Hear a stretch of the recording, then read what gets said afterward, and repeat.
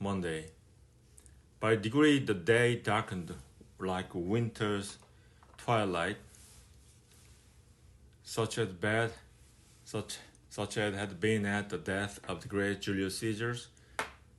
It was likewise the edicts of March. I, the continued governor of a rebellious province, was leaning against the column of my basilica, contemplating toward the dry gloom these defiance of Tartarus dragging to execution the innocent Nazarene. All around me was deserted. Jerusalem had vomited forth her indweller through the funeral gate that led to Germanica. An air of desolation and sadness enveloped me. My guard had joined the cavalry, and the centurion, with a display of power, was endeavoring to keep order. I was left alone, and my breaking heart admonished me that what was passing at the moment appertained rather to the history of the gods than that of man.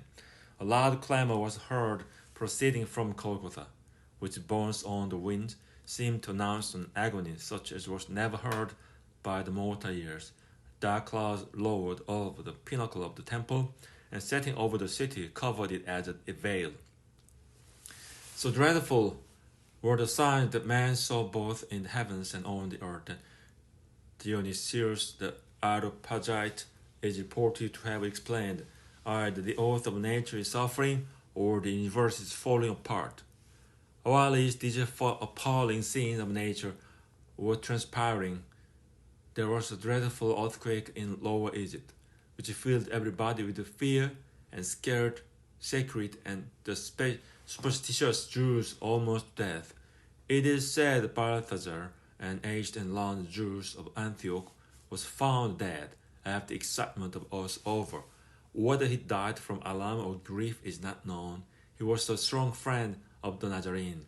Before the first hour of the night, I threw my mantle around me and went down into the city toward the gates of Golgotha. The sacrifice was consummated. The crowd was returning home, still agitated, it is true, but gloomy, taciturn, and desperate. What they had witnessed had stricken them with terror and remorse. I also saw my little Roman cohort pass by mournfully, the standard-bearers having veiled his eagle in token of grief, and I overheard some of the Jewish soldiers murmuring strange words which I didn't understand. Others were recounting miracles very like those which have so often smitten Romans by the will of God. Sometimes groups of men and women would halt, then looking back toward Mount Calvary, would remain motionless in expectation of witnessing some new prodigy. I returned to the praetorium, sad and pensive. On ascending the stairs, the steps of which were still stained with the blood of Nazarene, I perceived an old man in a suppliant posture, and behind him several Romans in tears. He threw himself at my feet and wept most bitterly. It is painful to see an old man weep, and my heart being already overcharged with grief. We though strangers wept together, and in truth it seemed that the tears lay very shallow, that they with many whom I perceived in the vast concourse of people. I never witnessed such an extreme revulsion of feeling.